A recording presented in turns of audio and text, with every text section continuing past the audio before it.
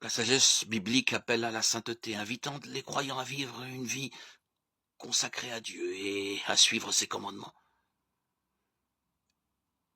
La sagesse a une perspective éternelle, rappelant que les choix sages ont des implications durables au-delà de cette vie. La sagesse est cruciale dans la Bible. Elle représente la compréhension profonde de la volonté divine, la capacité de prendre des décisions justes et le cheminement vers une vie en accord avec les enseignements sacrés. La sagesse est souvent louée comme un trésor spirituel. Elle est considérée comme le fondement d'une vie pleinement alignée sur la foi biblique. En suivant la voie de la sagesse, les croyants peuvent expérimenter une vie épanouissante et être des témoins de la bonté de Dieu dans le monde. Merci pour le don du Saint-Esprit qui illumine ma vie et me guide sur le chemin que tu as tracé. Je désire avancer dans la vérité de ta parole, cherchant constamment ta lumière. Père, accorde-moi le discernement pour comprendre ta volonté et déjouer les pièges de l'ennemi qui se dresse devant moi.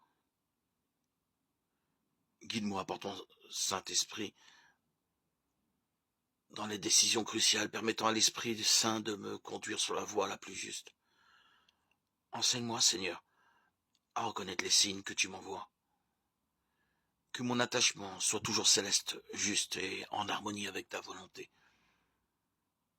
Accorde-moi la confiance nécessaire pour avancer. Au nom de Jésus. Certains chrétiens voudraient lire la Bible à la lettre, sans la déformer par des interprétations. Mais c'est une double illusion. Ces chrétiens prennent souvent certaines pages pour ce qu'elles ne sont pas. L'histoire de Jonas, par exemple, n'est pas un récit historique, c'est une sorte de parabole.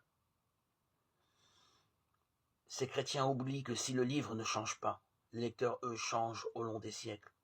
Le lecteur moderne sait que l'univers n'est plus le monde décrit au premier chapitre de la Genèse, la voûte du ciel reposant sur une terre plate au-dessus de l'abîme.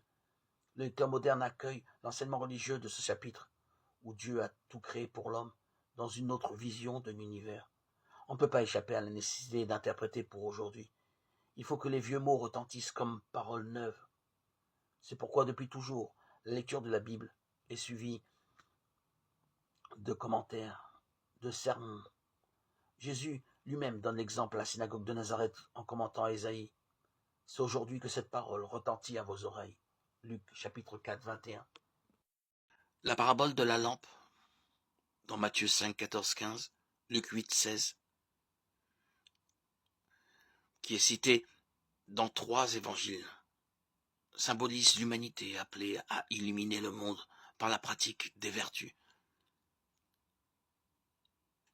La définition biblique souligne que les croyants doivent être la lumière du monde, ne dissimulant pas leur foi, mais la manifestant à travers des actions bienveillantes, inspirant ainsi les autres à glorifier Dieu.